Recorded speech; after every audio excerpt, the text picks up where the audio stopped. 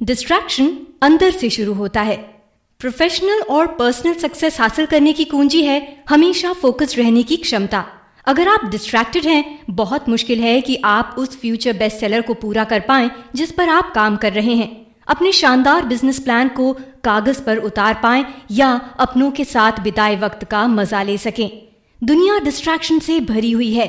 Employers हम पर अपनी डिमांड थोपते रहते हैं। हम दफ्तर में ना हो तब भी, और जैसे जैसे टेक्नोलॉजी हमारी निजी जिंदगी में ज्यादा से ज्यादा आती जाती है, हमारा ध्यान अक्सर उस चीज से हट जाता है जो हमें सच में चाहिए। तो आखिर आप प्रोडक्टिव और समझदार कैसे बने रह सकते हैं? नीर इयाल, जो हुक्ड नाम की बेस्ट सेलिंग किताब जो हैबिट फॉर्मिंग प्रोडक्ट्स जैसे फेसबुक और ट्विटर पर की गई एक स्टडी है के भी ऑथर हैं। उन्होंने डिस्ट्रैक्शन का एंटीडोट हासिल कर लिया है। इयाल उसे कहते हैं इनडिस्ट्रैक्टेबल हो जाना। इन लेसन्स में हम एक्सप्लोर करेंगे कि आप इस स्किल ऑफ द सेंचुरी को कैसे सीख सकते हैं, कैसे डिस्ट्रैक्शन से बाहर निकलना सीख सकते हैं और उन चीजों पर फोकस कर सकते हैं जो सच में मायने रखती हैं। इस समरी में आप जानेंगे कि क्यों डिजिटल डिवाइस पर टाइम वेस्ट करना डिस्ट्रैक्शन का कारण नहीं, बल्कि सिर्फ एक सिम्टम है। बेकार के ऑफिस कल्चर का क्या करना है जो आपको आपका काम करने से रोकते हैं, और डिस्ट्रैक्शन के इंटरनल और एक्सटर्नल सोर्सेस को कैसे पहचान कर उससे उभरना है। तो चलिए शुरू करते हैं। हम डिस्ट्रैक्शन की ओर बार बार क्यों खींचे चले जाते हैं? एक आम जवाब है टेक्नोलॉजी। अगर आपने कभी भी अपने डिजिटल डिवाइस को छोड़ने की कोशिश की होगी तो आपको पता होगा कि उनका इस्तेमाल नहीं करना आपको किसी काम को टालने से नहीं रोकता है।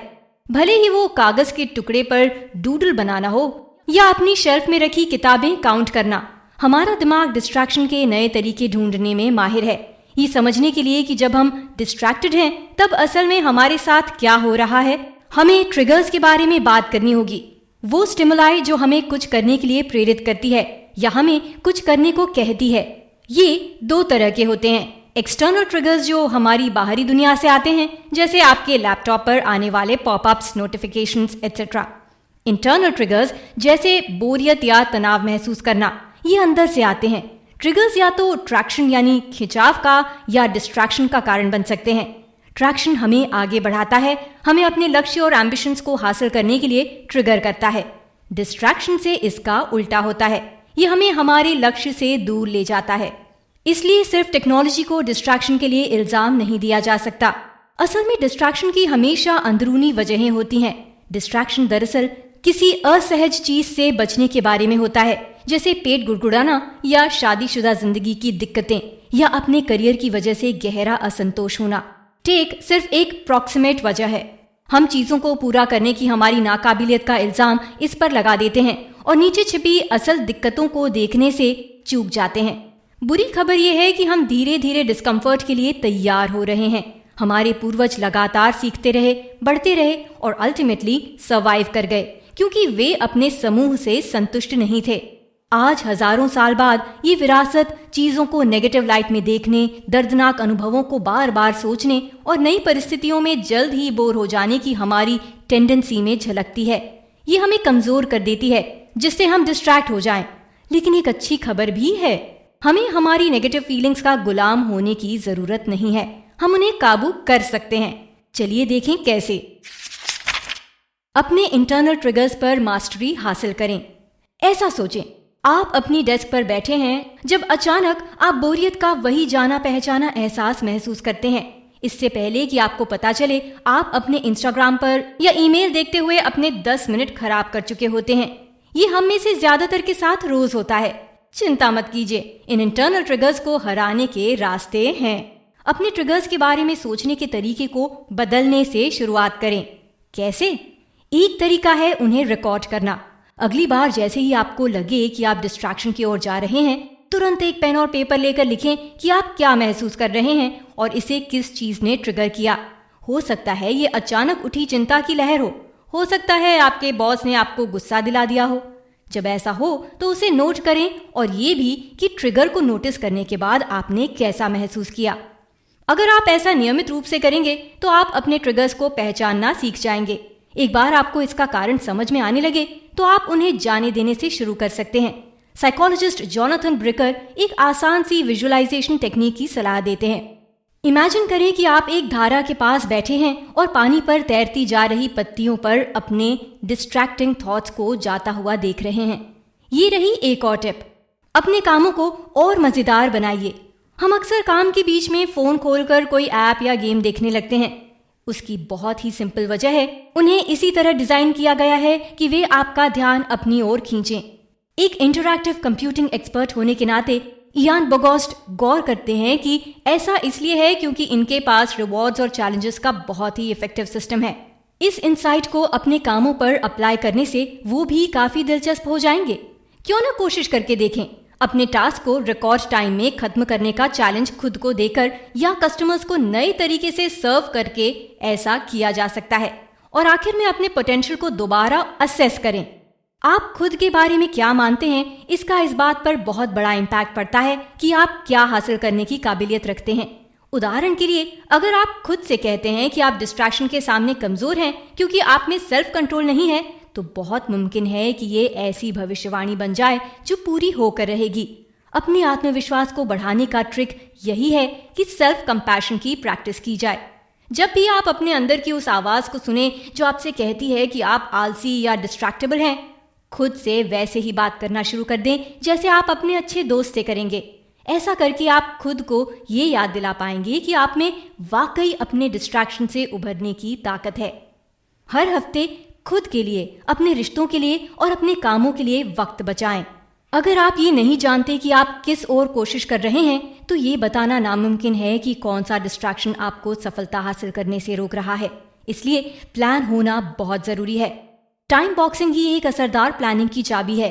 या अपने कामों के लिए हफ्ते के स्केड्यूल में अलग से स्लॉट्स रखने से काम बन सकता है।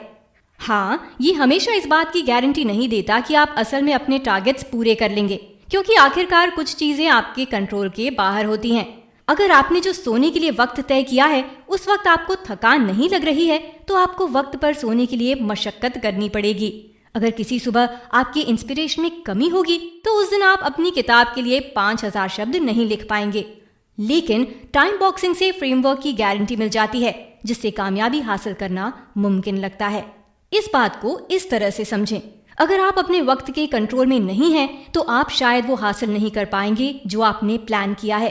तो टाइम बॉक्सिंग आखिर होता कैसे है? खैर, ये सुनने में अजीब लग सकता है, लेकिन अपने काम के लिए टाइम स्लॉट्स बनाना शुरुआत का अच्छा तरीका नहीं है।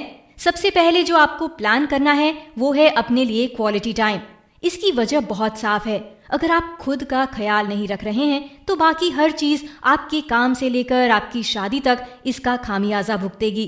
इसका मतलब ये है कि आप ठीक से बैठकर खाने के लिए, गुड नाइट स्लीप के लिए और अपनी शौक के लिए वक्त निकालने से शुरुआत करेंगे। टाइम बॉक्सिंग का सेकेंड राउंड रिश्तों के बारे में है। यहाँ आप खास तौर से अपनी जिंदगी के उन हिस्सों का ख्याल रख रहे हैं जो आपको इंटीमेसी और सेंस ऑफ कनेक्शन मुहैया कराते हैं, चीजें जो आपको केंद्रित रहने में मदद करती हैं। और चूंकि रिश्ते बहुत खास होते हैं, ये जरूरी है कि उन्हें आगे रखा जाए, ना कि अपने प्रियजनों को बचा खुचा वक्त दिया जाए। तो अपने पार्टनर के साथ महीने में एक बार डेट प्लान करिए, दोस्तों के साथ महीने में 2 बार गेट टुगेदर प्लान करिए और अपने बच्चों के साथ दिन में 1-2 घंटे खेलने के लिए वक्त निकालिए। और अब चलते हैं काम की ओर। आपके पास शायद अपने वर्किंग आवर्स खुद तय करने की आजादी ना हो, लेकिन इसका मतलब ये नहीं है कि आप दफ्तर में अपना वक्त कैसे इस्तेमाल करें इसे कंट्रोल नहीं कर सकते। आप ध्यान देने वाले काम के लिए सुबह का 2 घंटा रख सकते हैं और दोपहर के बाद का वक्त ईमेल देखने, उनके जवाब आदि देने के लिए टाइम बॉक्स कर सकते हैं। अपने प्लान को अपने सहकर्मियों के साथ भी शेयर करें, ताकि जब आपको फोकस करने की जरूरत हो तो वो आपको डिस्ट्रैक्ट ना करें। अपने ऑफिस डिस्ट्रैक्शन और ईमेल की कटौती करके अपने फोकस को बचाएं। अब तक हमने देखा कि कैसे अपने इंटरनल ट्रिगर्स को हराएं, ताकि आप अपनी रोजमर्रा की जिंदगी को ढर्रे पर ला सकें। इन लेसन्स में हम जूम आउट करेंगे और आपको दिखाएंगे कि आपके आसपास की दुनिया में मौजूद एक्सटर्नल ट्रिगर्स की भीड़ को कैसे मैनेज किया जाए। कोडर्स की तरह जो सॉफ्टवेयर हैक कर लेते हैं, आप भी अपने डिस्ट्रैक्शन के कोड को तोड़कर उसे अपने फायदे के लिए दोबारा लिखेंगे। ये चौंकाने वाली हद तक आसान हो सकता है। एविएशन इंडस्ट्री का उदाहरण लें। 1980 के दशक में अलग अलग देशों ने नए नए नियम बनाना शुरू किया, जिसमें कैबिन क्रू और दूसरे स्टाफ के लिए टेक ऑफ और लैंडिंग के वक्त पायलट को डिस्ट्रैक्ट करना साफ मना था। ये अपने वर्क प्लेस पर लागू करने के लिए बहुत अच्छा नियम है। टेक ऑफ और लैंडिंग की तरह आपके दिन में भी हिस्से होते हैं जो बाकी हिस्सों से ज्यादा जरूरी होते हैं। इस वक्त आपको अपने हाथ के काम में पूरी तरह फोकस रहने की जरूरत है। दूसरे शब्दों में, आपको इस वक्त इनडिस्ट्रैक्टेबल होने की जरूरत है। भले ही वो कोई कलर्ड कार्ड हो जो आपकी डेस्क पर रखा हो या कोई खास हैट। ये लेखक की बीवी का उपाय है। मुद्दा ये है कि आपके आसपास के लोगों को वो सिंबल देखते ही आपका करंट स्टेटस दिख जाए कि इस वक्त आप इनडिस्ट्रैक्टेबल रहना चाहते हैं। तो अपने कॉलीग्स को अपने सिंबल के बारे में बताएं और उन्हें मौका दें कि वे आपको फोकस रहने के सफर में मदद करें।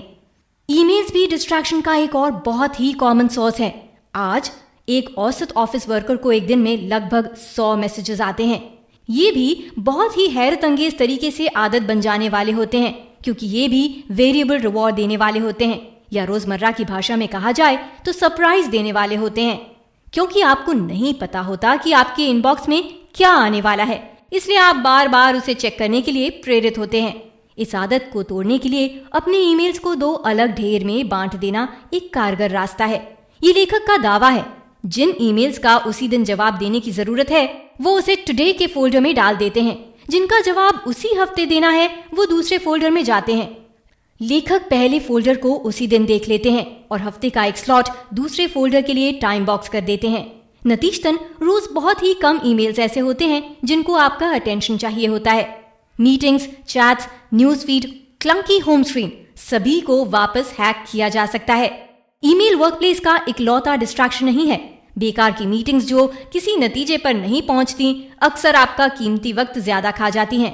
किस्मत से इस कॉमन ऑफिस इशू को ठीक करने का एक आसान तरीका मौजूद है। इसका सीक्रेट है ऑर्गेनाइजेशन।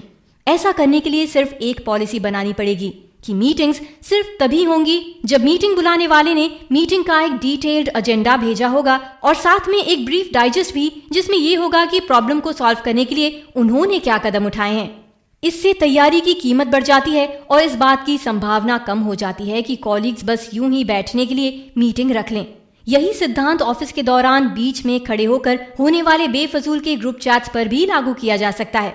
बस आपको अपने कोवर्कर्स को ये बताना है कि आप खुद को काम से डिस्ट्रैक्ट होने से बचाना चाहते हैं और दिन का कोई एक वक्त तय करना चाहते हैं जब ऐसी गपशप की जा सके। मीटिंग्स की तरह ही ऑनलाइन आर्टिकल्स और न्यूज फीड्स भी काफी डिस्ट्रैक्टिंग होते हैं। अगर आपको लगने लगे कि ये आपके लक्ष्य हासिल करने के बीच में आ रहे हैं तो आप लेखक की किताब से ये सीख जरूर लें। ऑफिस आवर के दौरान लेटेस्ट न्यूज पता करने की कोशिश करने के बजाय ईआल पॉकेट ऐप का इस्तेमाल करके अपने फोन में दिलचस्प लेख सेव कर लेते हैं। फिर वो ऐप को टेक्स्ट टू स्पीच फंक्शन इस्तेमाल करके इन आर्टिकल्स को वॉक करने के दौरान सुन लेते हैं। ये खुद को फिट और डिस्ट्रैक्शन को दूर रखने का कारगर तरीका है।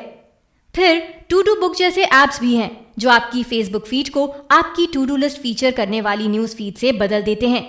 वहीं DFTube यूट्यूब के सजेस्टेड वीडियोस और एड्स को हटाकर उस साइट को और दिमाग से इस्तेमाल करने में मदद करता है। अगर टेक्निकल फिक्स की बात करें तो अपने फोन और डेस्कटॉप को व्यवस्थित करने के लिए थोड़ा वक्त निकालना सही है। अगर वे सैकड़ों ऐसे ऐप से भरे पड़े हैं जो शायद ही कभी काम में आते हों या बिल्कुल बेकार हों, तो वक्त है कि सफाई कर ली जाए। ऐसी हर उस चीज को हटा दें जो आप नियमित इस्तेमाल नहीं करते और जो बचे हैं उन्हें फिर से जमाएं ताकि गूगल मैप्स और राइड शेयर जैसे जरूरी ऐप्स आसानी से मिल जाएं। फेसबुक और ट्विटर जैसे खतरनाक टाइम वेस्टर्स को आखिरी पन्ने पर रखें या उन्हें सिर्फ डेस्कटॉप पर इस्तेमाल करें जहां वे आपको आसानी से टेम्प्ट नहीं कर पाएंगे। जहां तक आपके डेस्कटॉप की बात है, आप लेखक का सेटअप कॉपी कर सकते हैं और जिस पर आप अभी काम कर रहे हैं उसके अलावा हर फाइल को एवरीथिंग नाम के फोल्डर में रख दें। जब आपको उनकी जरूरत हो तो सर्च फंक्शन का इस्तेमाल करके उन्हें ढूंढ लें। डिस्ट्रैक्शन से बचने के लिए समझौतों का इस्तेमाल करें। अब तक आप अपने डिस्ट्रैक्शंस को दूर रखने के लिए तैयार हो चुके हैं, लेकिन ये ऐसी लड़ाई नहीं है जो आप एक दिन में जीत सकते हैं। अगर आप इंडिस्ट्रैक्टेबल बने रहना चाहते हैं तो आपको रोज एक अच्छी खासी लड़ाई लड़नी होगी। हालांकि उतना मुश्किल नहीं है जितना सुनने में लग रहा है। असल में ऐसा करने के लिए ढेर सारी ट्रिक्स हैं जो आपकी मदद कर सकती हैं। समझौतों से कोशिश करें। ये अनचाहे व्यवहार को और मुश्किल बनाने की स्ट्रैटेजी है।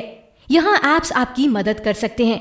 उदाहरण के लिए सेल्फ कंट्रोल ऐप ध्यान भटकाने वाली वेबसाइट पर आपकी पहुंच को ब्लॉक कर देता है और आपको टाइम आउट पीरियड बनाने की इजाजत देता है, जिसमें आप अपने ईमेल्स चेक कर सकते हैं। स्टडी बडीज एक और ऑप्शन है। ये दोस्तों से मिलने की जगह और वक्त तय करता है ताकि आप उनके साथ काम पर जा सकें। अगर इसके लिए आपके आसपास दोस्त नहीं हैं, तो फोकसमेट जैसे प्लेटफॉर्म आपको एक स्टडी बडी से जोड़ सकते हैं जो शायद दुनिया के दूसरी तरफ हों। इसके अलावा एक प्राइस पैक्ट भी है। जैसा कि आपने नाम से गेस कर लिया होगा, इसमें टारगेट मिस करने पर फाइन रहेगा। उदाहरण के लिए लेखक ने तय किया है कि जब भी वो जिम सेशन मिस करेंगे, वे $100 का नोट जला देंगे। जब से उन्होंने खुद के लिए ये अजीब सी सुनाई देने वाली शर्त रखी है, उन्होंने एक भी सेशन मिस नहीं किया है। हालांकि लेखक के केस में ये काम कर गया, लेकिन हर कमिटमेंट के लिए ये सही तरीका नहीं है। कुछ लक्ष्य जैसे नाखून खाना बंद करना सेल्फ पनिशमेंट से हासिल नहीं होंगे, क्योंकि आप यहाँ एक्सटर्नल ट्रिगर को काबू नहीं कर सकते हैं। एक और प्री कमिटमेंट डिवाइस है आइडेंटिटी पैक्ट। ऐसे मांसाहारी इंसान के बारे में सोचें जिसने शाकाहारी बनने का फैसला किया है। अगर वो खुद को एक ऐसा इंसान बताता है जिसने मीट खाना छोड़ दिया है, तो शायद कभी ना कभी वो लालच में आ जाएगा। अगर वो खुद को शाकाहारी बताता है, तो वो खुद को नेगेटिवली नहीं बल्कि पॉजिटिवली डिफाइन कर रहा है। यानी वो कोई ऐसा इंसान नहीं है जो मांस नहीं खा सकता, बल्कि ऐसा इंसान है जो मांस नहीं खाता। आइडेंटिटी पैक्ट भविष्य में खुद की एक पॉजिटिव छवि बनाने के लिए उस रास्ते पर चलने को लेकर कमिटेड रहने के बारे में है। डिस्ट्रैक्शन को हराने में भी ये काम आता है। अगर आप खुद को इंडिस्ट्रैक्टेबल डिफाइन करते हैं, तो आप उसे सच्चाई में तब्दील करने के लिए मेहनत करेंगे। काम की जगह पर डिस्ट्रैक्शन होना खराब वर्क कल्चर का सिम्टम है। डिस्ट्रैक्शन की कुछ वजहें निजी हो सकती हैं, कुछ स्ट्रक्चरल होती हैं। इस लेसन में हम स्ट्रक्चरल डिस्ट्रैक्शन को समझेंगे। वक्त है खराब वर्क कल्चर के बारे में बात करने का। संक्षेप में समस्या ये है कि अगर आपकी कंपनी गैर असरदार तरीके से ऑर्गेनाइज्ड है और उसी तरह चलती है, तो इंडिस्ट्रैक्टेबल बने रहने की आपकी सारी कोशिशें हर कदम पर बाधित होंगी। खराब वर्कप्लेस के सबसे कॉमन सिम्टम्स में से एक है कि किस तरह काम एम्प्लॉयज के फ्री टाइम को खा जाता है। स्मार्टफोन और तकरीबन लिमिटलेस कनेक्टिविटी के दौर में ज्यादा से ज्यादा कंपनियां अपने वर्कर्स से उम्मीद रखती हैं कि वे 24 घंटे फोन पर मौजूद रहें और हर वर्क ईमेल का जवाब दें। अगर आप ये करने से मना करते हैं, तो शायद आपको नौकरी से निकाल दिया जाए। हालांकि असली मसला टेक्नोलॉजी नहीं है, ये एक कल्चर है जिसमें टाइम को बहुत खराब तरीके से मैनेज किया जाता है। काम करने वाले बोझ से दबे हुए हैं और हाँ, डिस्ट्रैक्टेड भी हैं। तो आप इन हालातों को सुधारने के लिए क्या कर सकते हैं? इसका जवाब है एक ऐसा प्लेटफॉर्म तैयार किया जाए जहां कर्मचारी अपनी परेशानियां सेफली रख सकें। उसके बिना इसके चांसेस बहुत कम हैं कि वे अपनी वर्क लाइफ पर कभी भी ज्यादा कंट्रोल रख सकें। यहाँ पर सेफ्टी कीवर्ड है। अगर उन्हें महसूस हो कि अपनी राय रखने पर उन्हें सजा मिलेगी, तो मुमकिन है वो चुप ही रहें। इस सेफ्टी की भावना को बढ़ावा देने की स्पेशल ड्यूटी लीडर की होती है, और वो ऐसा तब कर सकते हैं जब वे खुद एक उदाहरण बनने वाले लीडर की तरह काम करें। अपनी कमियों को स्वीकारें और अपनी टीम से नियमित रूप से फीडबैक मांगते रहें। इससे एक सीखने का माहौल तैयार होगा और एक कल्चर बनेगा जिसमें लोग रिस्क लेने से नहीं घबराएंगे, क्योंकि उन्हें फेल होने का डर नहीं होगा। स्लैक शायद अपने ग्रुप चैट सॉफ्टवेयर से दुनिया भर के अनगिनत कर्मचारियों को डिस्ट्रैक्ट करने के लिए जिम्मेदार है, लेकिन कंपनी खुद फंक्शनल वर्कप्लेस कल्चर का एक शानदार मॉडल फॉलो करती है। उनके पास डेडिकेटेड फीडबैक चैनल है जो अपने कर्मचारियों को कंपनी लाइफ पर अपने थॉट्स शेयर करने की इजाजत देता है। यहाँ तक कि उनका एक और चैनल है #BeefTweets, जो वर्कर्स को मैनेजमेंट के खिलाफ भड़ास भी निकालने देता है। अच्छी बात यह है कि मैनेजर्स आइज इमोजी का इस्तेमाल करके फीडबैक का जवाब भी देते हैं कि उन्होंने शिकायत देख ली है, और उसे सुलझा लेने के बाद एक और इमोजी भेजते हैं जिससे कर्मचारी को पता चले कि उनकी परेशानी दूर कर दी गई है। ये बहुत ही छोटा सा काम है, लेकिन ये वर्कर्स को महसूस कराने का कि उनके पास कंट्रोल है एक असरदार तरीका है जो लंबा चलता है। बच्चों को इनडिस्ट्रैक्टेबल बनाने के लिए हमें इनकी मूल वजहें समझनी होंगी कि वो डिस्ट्रैक्ट क्यों हो जाते हैं। आजकल के बच्चों के साथ परेशानी क्या है? वो हमारी तरह दोस्तों के साथ बाहर खेलने जाने की जगह अपना पूरा वक्त स्क्रीन से चिपक कर गुजारते हैं, है ना? गलत। इसे थोड़ा अलग, कम आदर्श भरे नजरिए से देखें और खुद से पूछें कि क्यों वो डिजिटल डिवाइस पर इतने निर्भर हैं। ह्यूमन बिहेवियर रिसर्चर होने के नाते रिचर्ड रायन और एडवर्ड डेसी बताते हैं कि टेक्नोलॉजिकल स्टिमुलाई पर जरूरत से ज्यादा निर्भरता साइकोलॉजिकल अंडर नरिशमेंट का दमदार इंडिकेटर है। हमारी तरह ही बच्चों को भी फलने फूलने के लिए 3 चीजों की जरूरत होती है। ऑटोनॉमी यानी बिना दबाव के निर्णय लेने की काबिलियत, कॉम्पिटेंस यानी सीखने और सुधारने की काबिलियत, और रिलेटेडनेस यानी दूसरों से अर्थपूर्ण तरीके से रिलेट कर पाने की काबिलियत। अफसोस की बात है, कई यंगस्टर्स को अपनी ऑफलाइन जिंदगी में ये चीजें नहीं मिल पा रही हैं। स्कूल में उन्हें नियमों के तले दबा दिया जाता है, घर में वे अपने पेरेंट्स की उम्मीदों का बोझ उठाते हैं और फेलियर का लेबल लगा दिए जाने का रिस्क लेते हैं, जो कि उन पर चिपका दिया जा सकता है अगर वे उन स्टैंडर्डाइज्ड टेस्ट में अच्छा ना कर पाएं जो उनकी कल्पना को स्टिमुलेट नहीं कर पाती। और इससे भी बुरा ये है कि वे अपने दोस्तों के साथ बहुत ही कम अनस्ट्रक्चर्ड टाइम बिता पाते हैं। इन सब बातों को जोड़कर देखेंगे तो आपको बिल्कुल भी हैरानी नहीं होगी कि वे ऑनलाइन दुनिया की ओर मुड़ जाते हैं। वही इकलौती जगह बचती है जहां वो आजादी से घूम सकते हैं और अपने दोस्तों से खुलकर बातें कर सकते हैं, और यहीं पर आकर सर्कल पूरा होता है। अगर आप चाहते हैं कि आपके बच्चे अपने डिजिटल डिस्ट्रैक्शन को छोड़ दें, तो आपको ये देखना होगा कि आप उन्हें फलने फूलने के लिए पर्याप्त साइकोलॉजिकल न्यूट्रिएंट्स दे रहे हैं या नहीं। सबसे पहले तो ये देखें कि बच्चों को बहुत सारा बिना तय किया हुआ खेलने का वक्त मिल रहा है। अनगिनत स्टडीज में देखा गया है कि ये उनके विकास के लिए कितना जरूरी है। इसके लिए आपको एक सी सोच वाले अभिभावक तलाशने होंगे और उनके बच्चों के साथ नियमित गेट टुगेदर शेड्यूल करने होंगे। ये भी जरूरी है कि बच्चे अपना वक्त कैसे बिताएंगे, इसमें उनका भी इनपुट हो। आपकी तरह फोकस रहने के टूल्स जो हमने इस समरी में खोजे हैं, बच्चे इनको सीखने के लिए बिल्कुल लायक हैं। आप बच्चों से टेक्नोलॉजी और उससे जुड़े खतरों के बारे में बात करके और उन्हीं से पूछकर कि उनके मुताबिक उन्हें फोन पर कितना वक्त देना चाहिए, इस प्रोसेस में उनकी मदद कर सकते हैं। उनके अपने एक्सटर्नल ट्रिगर्स को मैनेज करने की उनकी कोशिश को भी आपको सपोर्ट करना चाहिए। इस टॉपिक पर उनसे बात करें और शायद आपको एहसास हो कि कभी कभी आप खुद उनके लिए वो डिस्ट्रैक्शन बन जाते हैं जो उन्हें उनके जरूरी काम नहीं करने देते। और आखिर में उन्हें डिस्ट्रैक्शन से दूर रहने के लिए उनके खुद के पैथ्स बनाने में उनकी मदद करें। उदाहरण के लिए, लेखक की बेटी जब सिर्फ 5 साल की थी तो उसने ये देखने के लिए कि वो नेटफ्लिक्स पर कितना समय बिता रही है, किचन टाइमर का इस्तेमाल करना सीख लिया था। गजब की बात यह है कि ये उसका खुद का आइडिया था। कुल मिलाकर हमारे करंट डिस्ट्रैक्शन क्राइसिस के लिए अक्सर टेक्नोलॉजी को जिम्मेदार ठहराया जाता है, लेकिन क्रिटिक्स चाहे जो भी कहें, ये हमारे दिमाग को हाईजैक करके हमें ज़ॉम्बी नहीं बना रही है। अगर आप वाकई डिस्ट्रैक्शन को समझना चाहते हैं तो आपको थोड़ा गहराई में जाना होगा और डिस्ट्रैक्शन की साइकोलॉजी को समझना होगा। एक बार आप ये समझ जाएं कि डिस्ट्रैक्शन किस तरह काम करता है, तो उन चीजों पर प्रतिक्रिया देना संभव हो पाएगा जो आपको ऑफ ट्रैक ले जाती हैं। भले ही वो अपने डेस्कटॉप को दोबारा जमाना हो, या अपनी फेसबुक देखने की आदत को छोड़ना हो, या अपने साथ कुछ समझौते करना हो। इन लेसन्स में दिए गए ये हैक्स आपको इंडिस्ट्रैक्टेबल बनने में मदद करेंगे। क्या करें? डिस्ट्रैक्शन को सिर्फ 10 मिनट के लिए पोस्टपोन कर दें। क्या आपने कभी रेड लाइट पर जल्दी से ईमेल चेक किया है और पाया है कि आप रिप्लाई करने वाले ही होते हैं जब सिग्नल ग्रीन हो जाता है?